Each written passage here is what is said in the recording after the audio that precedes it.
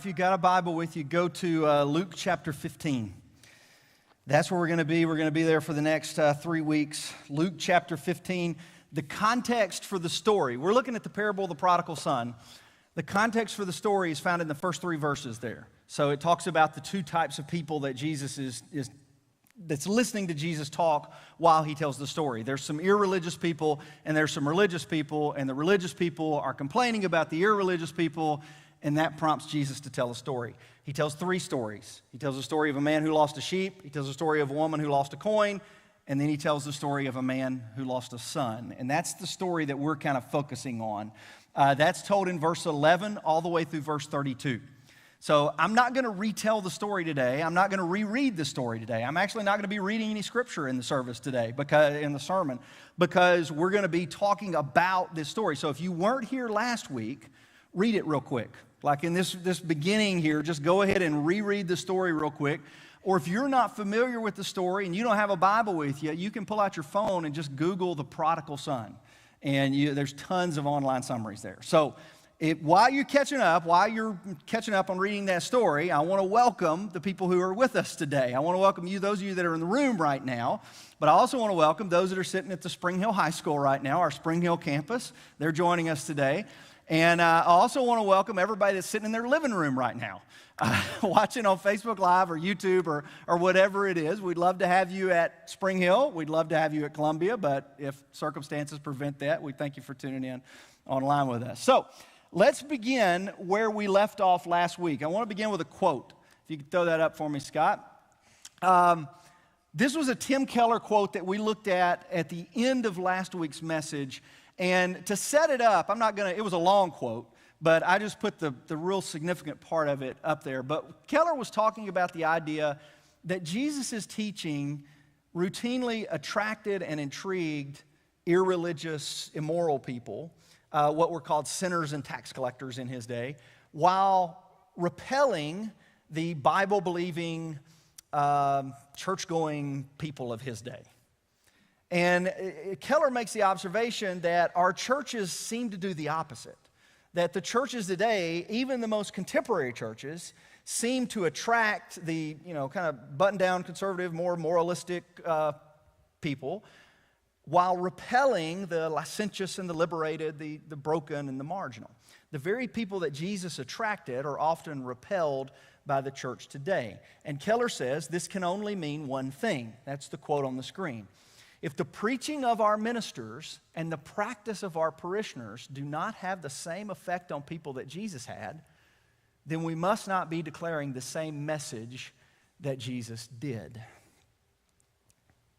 That's a damning quote. I mean, that's the only way to describe that quote. That is a very convicting and offensive quote. If you've been in church for any length of time and that doesn't bother you just a little bit, then you don't understand what he's saying. Or maybe you do understand what he's saying and you just don't care anymore. But I mean, what Tim is saying is our churches don't look much like our Christ. Our churches don't seem to be declaring the same message of our Christ. And he's basing it on the premise that our churches don't seem to be attracting the same people that Jesus attracted, or don't seem to be repelling the same people that Jesus repelled. And that's a problem. I mean, what Keller is saying here is that our churches may be more full of older brothers than we like to admit. What he's saying here is that our churches, our preaching and our practices may be more catered to older brothers than we like to admit. What he's saying is that there's a really good chance that you and I are the older brother in the story, which bothers me. But I think he's right. You and I may not be the younger story that's kneeling before the Father and accepting the grace of the Father. You and I may be the older brother who's standing angrily outside the grace-filled celebration, complaining about, you never did anything for me. I've stayed home. I've been faithful. I've been committed. I never went anywhere. I never disobeyed you, and yet you never did anything. This young son comes home, and look, you do everything for this younger son. It's all about the younger son. You just cater to all his needs. You do everything for him. Well, what about me? I'm the one who's at church every Sunday. I'm the one who gives to this church. I'm the one who volunteers in the ministry of this church. I'm the one who supports the programs of this church. I've been here way longer than the younger brother. What about me? Now, would it surprise you for me to say that, in 15 years of ministry, I've heard a lot of comments like that? Probably not. Would it surprise you for me to say that in, 30-something years of being a Christian, I've made comments like that? Or maybe I didn't make them out loud, but I've thought things like that in churches that I've been a part of? Probably not. That's why I decided to take the message in a totally different direction today than what I told you last week. So what I told you last week was that quote, like the question I was going to answer was, what is the message of Jesus? If our churches aren't declaring the same message that Jesus declared, then what is the message of Jesus? Let's talk about that. That is an important question, and we are going to get to that. And the parable does reveal it. But before we answer that question, we need to answer another question. It's not necessarily more important. It's more about the order of the questions. We need to answer another question because if we don't answer this first question, we're likely to think that Jesus' message is not directed to us. We're likely to miss the entire point of the parable. It'll just fly right over our heads. And that's the question of who is Jesus teaching this to? So who is Jesus speaking to? When he tells the story of the prodigal son, who is that directed to? Whose attention is Jesus trying to get? And I know you're like, well, you answered that last week. It's in verse 2. The Pharisees and the teachers of the law. Yeah, but who do the Pharisees represent in this story? Well, the legalistic people, judgmental people, self-righteous people, people who think their righteousness somehow earns them special favor with God. They tend to look down on the outsiders, tend to look down on the sinners and those kinds of things. Yeah. Even simpler than that. Who do the Pharisees represent? Broadly, who do the Pharisees represent in this story? They represent the religious people of Jesus' day. Now, put them in that context, because we've all been trained to put the Pharisees as the enemy. Pharisees are the enemy. They're the enemy. They're the enemy. Put yourself in a first century context. The Pharisees represent the religious people. These are the people that are in synagogue. These are the people that faithfully obey the law of Moses. These are the moral people. So who do the Pharisees represent? The religious people of Jesus' day. Who do they represent today? Like, you got to pull this forward, because I think the Bible was written for kind of two audiences, if you will. The Bible was written for the original audience, the original people who heard the things that, when Luke wrote this, he wrote it to a specific, original, intended audience.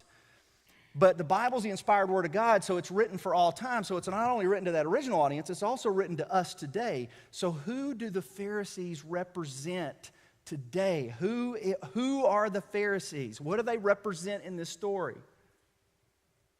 The religious people of our day. And who is that?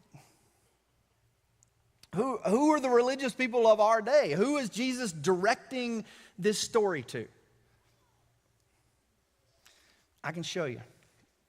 You got a phone? Pull the phone out real quick. Most of you have a phone.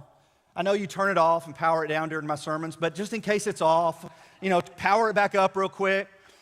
Pull out your phone, and all you got to do, this won't take any time, just open it up, go to your camera, flip it to selfie. Look at that guy. That's who Jesus is directing this story to. Right there, the one looking at you. And if you don't have a phone with you, then go home, look in your mirror after we're done, and you can do the same thing, okay? That's who Jesus is directing the story to. We're the religious people of our day. We're the people who are in church on a Sunday morning studying the Bible and taking communion and singing songs to God. We're the religious people. We're the Pharisees of the day. And before you get offended by that, the Pharisees weren't necessarily always the Pharisees, they've had some good qualities. They were faithful to God. They were committed to God. I mean, they were obedient to God. Yeah, they took it a little far sometimes. Sometimes they thought that their obedience earned them something with God. Sometimes they thought that they had kind of special status with God because they were so faithful to His Word. Sometimes they tended to look down upon people who didn't keep His Word as faithfully as they did. Sometimes they had a little bit of spiritual pride about them, like, hey, we're the ones that got it all together, and these other people don't have it all together. Sometimes they thought of them as a little bit more spiritually mature than all these other people who were coming to see Jesus. Stuff Christians still do today. Stuff we still do today.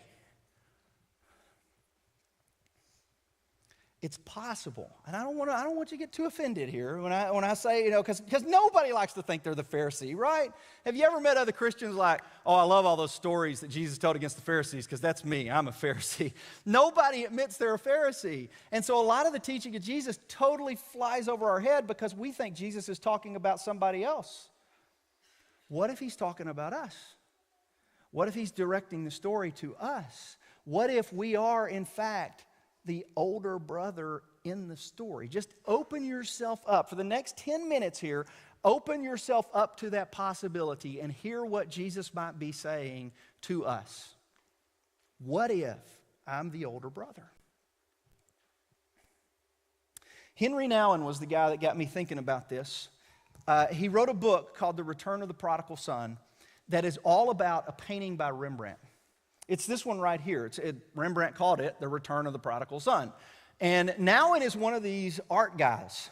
You know what I mean? Like people that would go to art galleries. Some of you guys are probably that way. But we'll go to art galleries and sit and just kind of stare at a painting and you just see something different. And as you stare at this, there's all of this symbolism and meaning and purpose. I'm not one of those guys.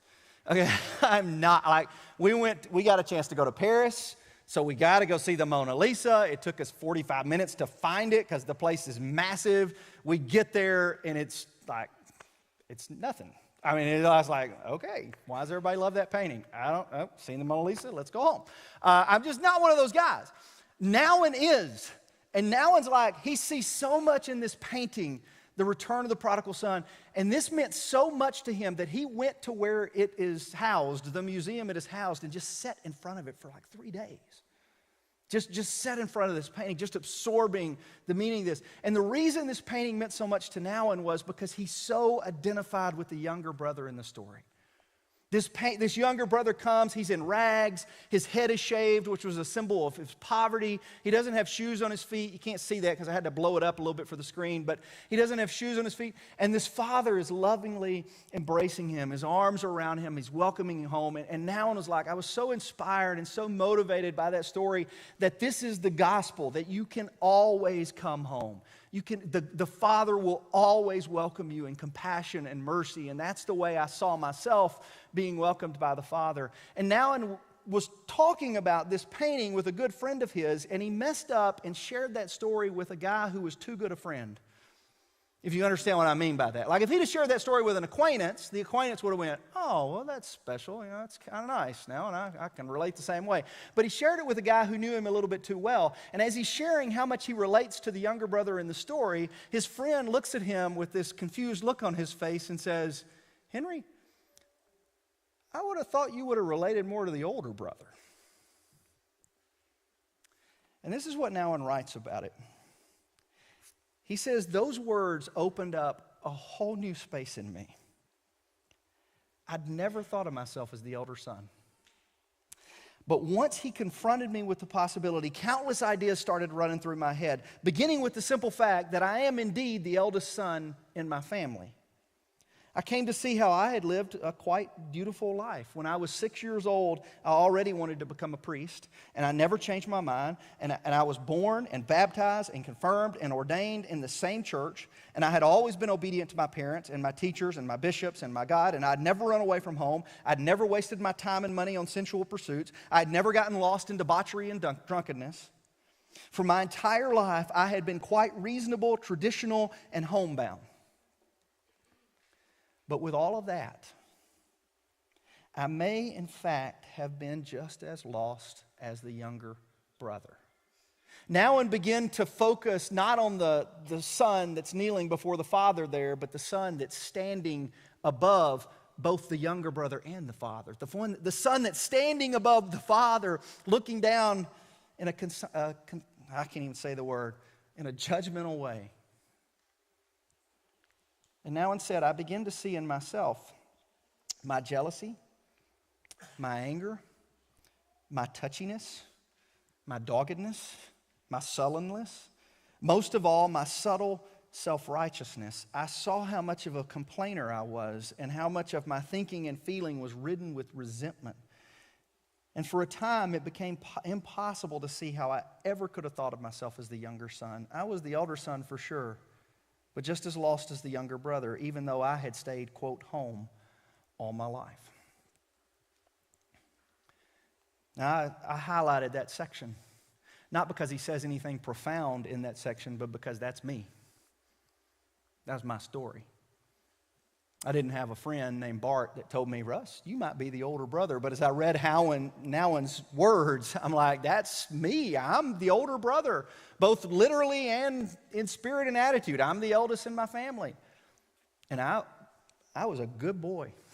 I didn't disobey. I worked hard to keep mom and dad happy, to please my parents. I was obedient to them. I was a dutiful son. I did the things that they wanted me to do.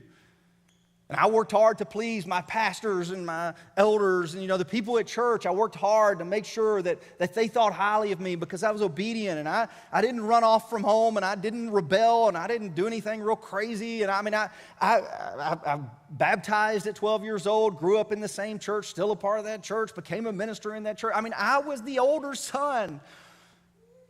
And when the younger sons went off to a distant country, I was a little bitter about that. When the younger sons returned home, I was even more bitter about that, because why should they get the same thing? I'm the one who stayed home. I'm the one who's faithful, and you're welcoming and treating them in the same way as me. Didn't my obedience earn me a little something? Don't I get a little credit for being the good son? Don't I get just a little credit for that? And that wasn't a conscious choice on my part. Let me make sure I say this clearly here. The elder son usually doesn't choose to be bitter and resentful. I don't think the elder son in Jesus' story said, you know what?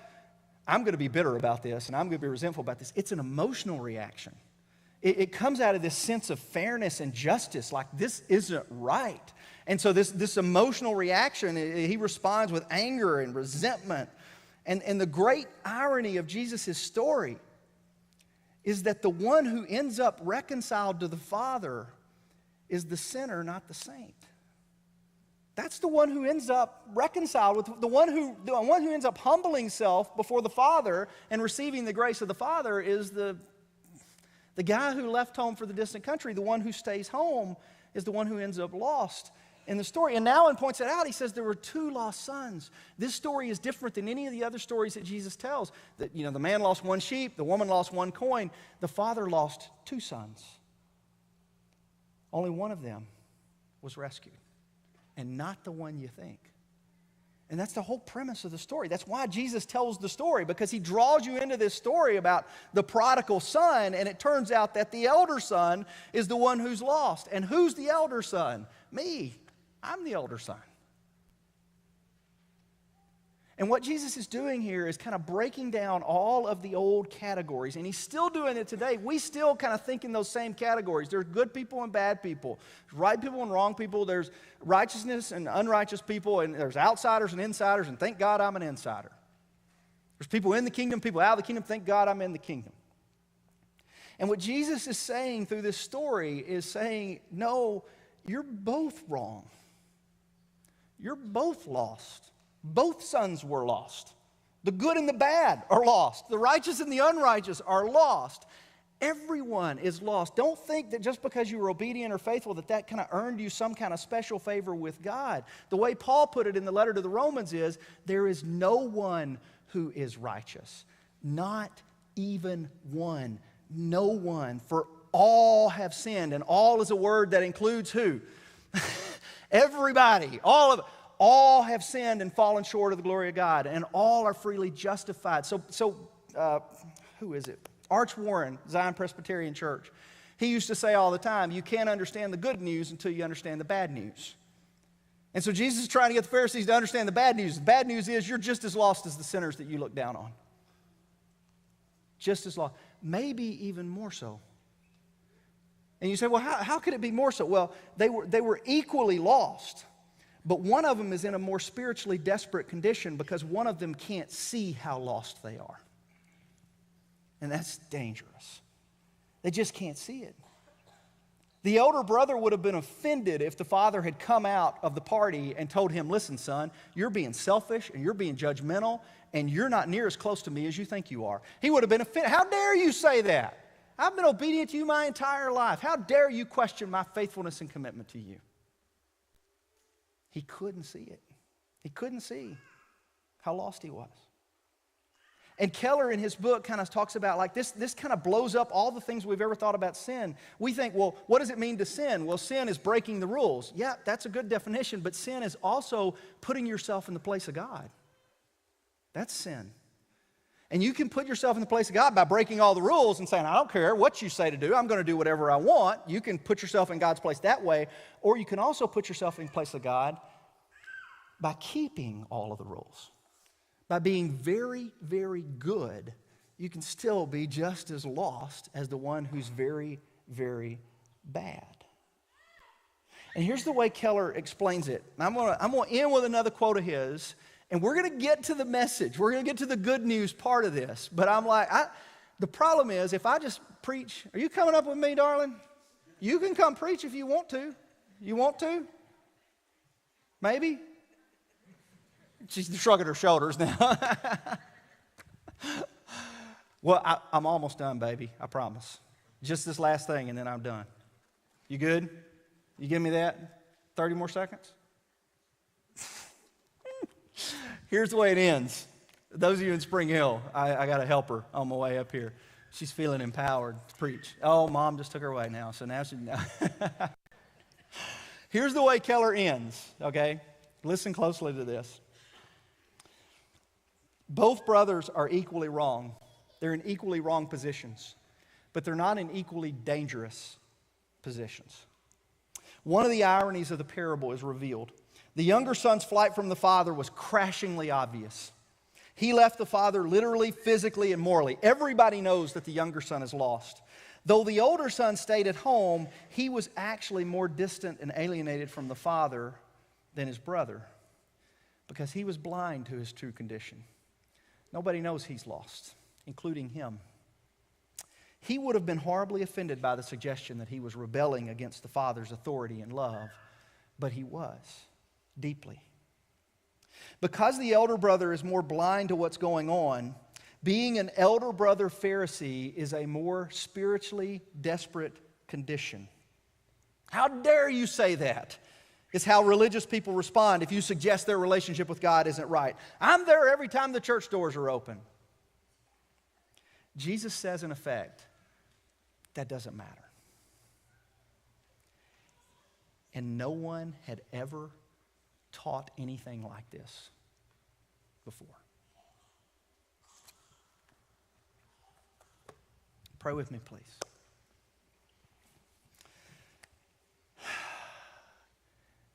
Father, as we hear that teaching that your son gave through the parable of the prodigal son, the elder brother in us right now is fighting against that idea. And we got a lot of yeah buts in our mind. Yeah, but what about obedience? Yeah, but what about faithfulness? Yeah, but aren't we called to? Yeah, but aren't we? And we want to argue with that story. But we can't argue with it because it's your word. There is no one who is righteous, not even one. Our righteousness is not derived from what we do or who we are. Our righteousness is derived solely from you. We are made right with God because of what you have done for us through your Son Jesus. Through the death, burial, and resurrection, we are made right with God.